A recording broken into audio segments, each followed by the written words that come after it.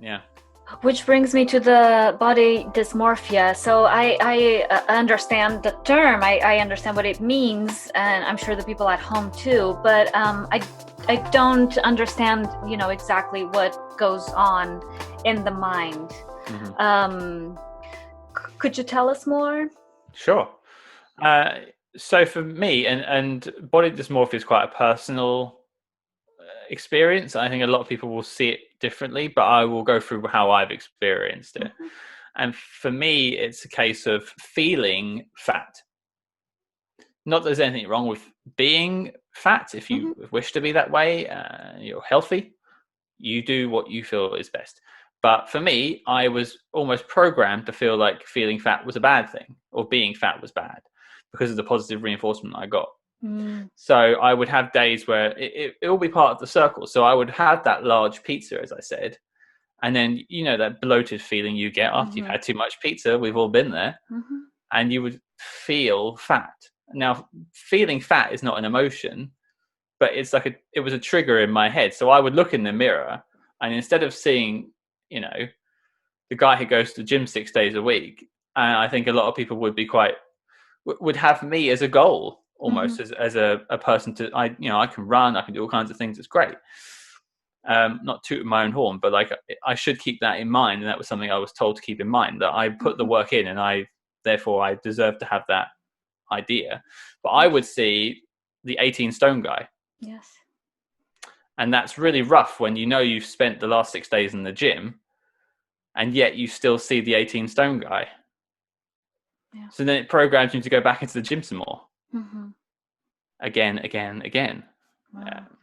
And you can really grind yourself to the ground. I was doing days where I wasn't eating any calories at all, and I was pretending like I was eating, or I would tell someone, "Oh yeah, I had lunch, don't worry," whereas I'm starving Wow. just to not feel fat. Yeah. Yeah, one can only wonder what it was that you were avoiding and running away from, right? And it's also the look for control and through weight management, like you were saying. That's the best thing I can think of. How my brain got to this point was trying to control things I can't control, and therefore getting so anxious about it, I would look for other avenues. Yeah, And by starving myself, at least I'm like, well, I've chosen to do this. yeah, Mm. yeah. I've read also that with anorexia as well, you get a high really because you're accomplishing, you've made it, you've done the 12 hours without eating or whatever it Hmm. is that you set for yourself, and you avoided fainting or um, falling in with exhaustion Hmm. after 12, 18 hours without eating, whatever it is. I've read about that. I think I struggle as well with eating, and with my relationship with food is complicated, but I'm lucky that I can say I've not experienced bulimia or anorexia, and at least that's something I can say. And it's so interesting to have you on, because not only are we talking about male mental health, but we're talking about these, eating disorders, which are an epidemic, and again, no one talks about them. And I would imagine that body dysmorphia in a guy, especially, because I guess we're all body dysmorph feed the women. Hmm. They make us this way. They Yep. push us to be this way. If you're not the Victoria's Secret model, then it's life's not going to be good for you.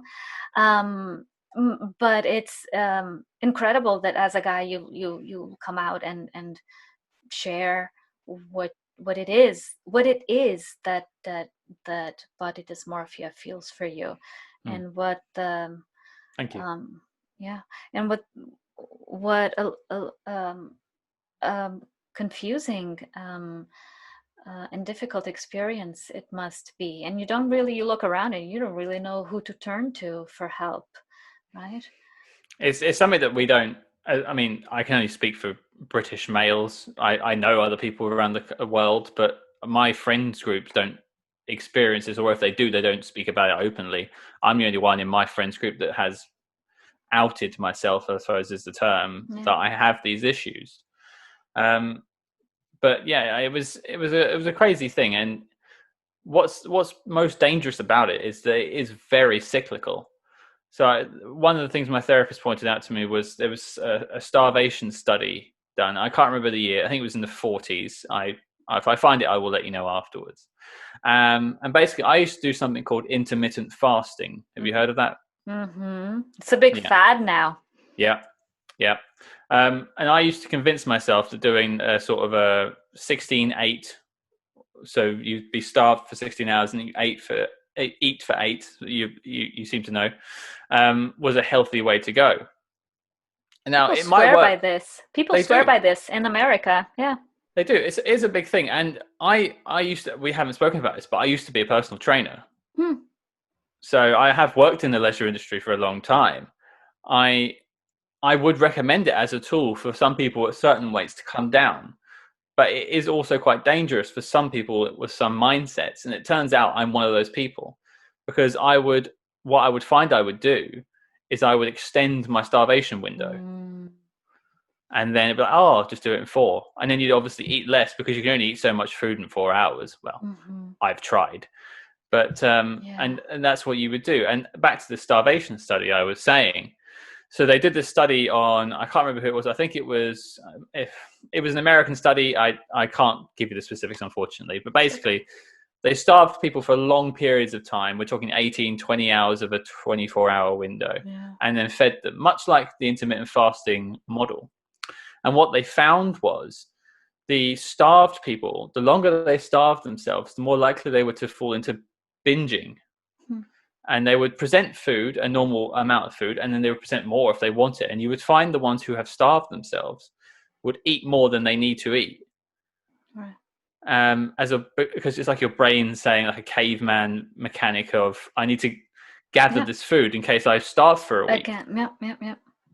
And so that was another one of those weird cyclical things I got myself into, where I would convince myself that I could starve longer and eat less, train more, because I want to not feel fat.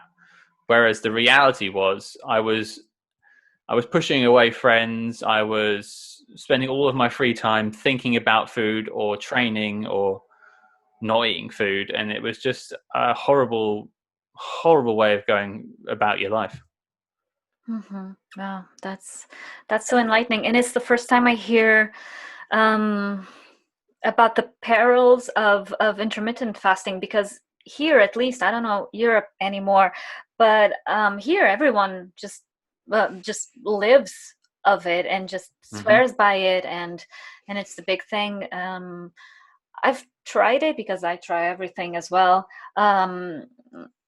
It's all right. I do feel I deserve a bigger lunch, because I skipped breakfast. Yeah, and I understand.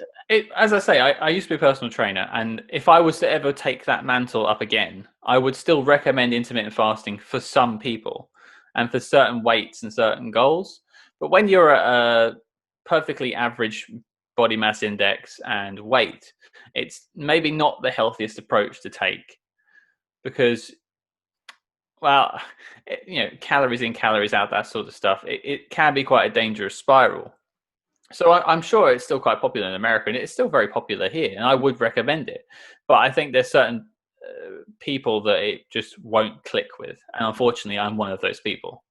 Yeah, you probably have to have a very balanced relationship with food, which most people, and I would imagine in America as well, is not as common. No. Because if you intermittent fast and then have a burger, I mean, you're really not doing much for yourself. And I have noticed with the intermittent fasting that you can easily push.